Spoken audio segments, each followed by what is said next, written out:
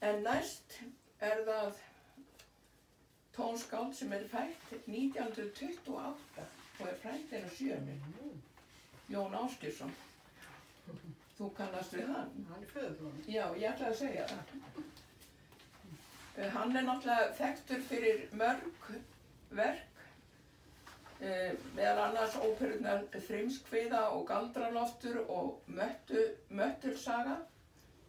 En hann hefur líka samið mörg vinsæl sönglög eftir eins og lag við ljóð Halldórs Laxness, Maístjörnuna. Hann hefur útsett og samið mikið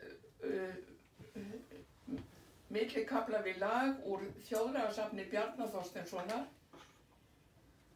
og það eru lausavísur sem eignað voru Vatnsendarósu og voru kallar vísur Vatnsendarósu.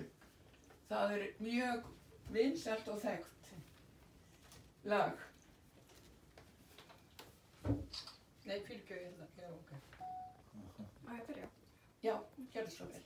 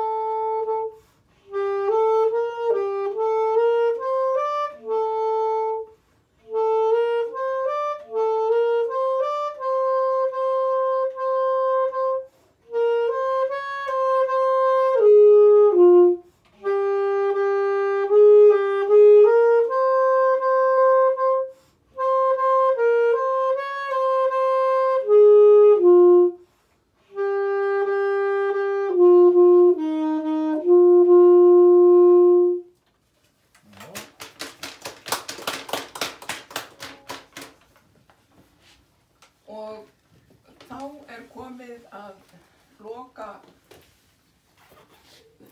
þarna laginu sem hún ætlar að spila fyrir okkur.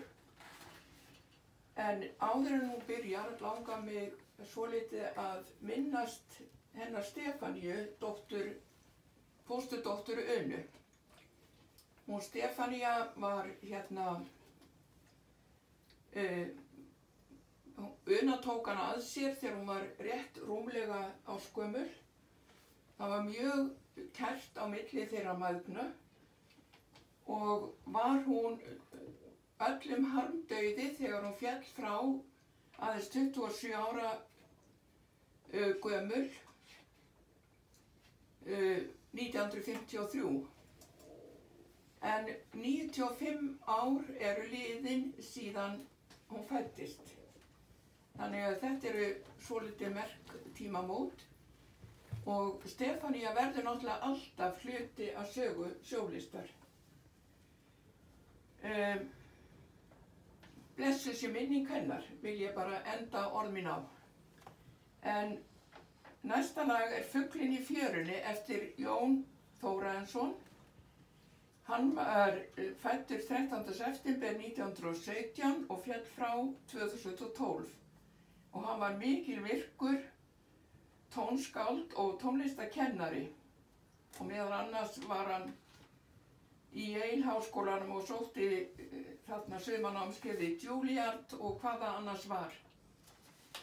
Hann hefur aðallega samið kammer og söngverk en meðal sönglaga eru Fuglinn í fjörunni og íslensk vögguljóð á hörpu.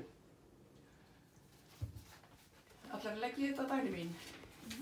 Það er óæft. Já, eiginlega, hún var búin að gleyma þessu lagi. Ég er bara þitt besta. Já.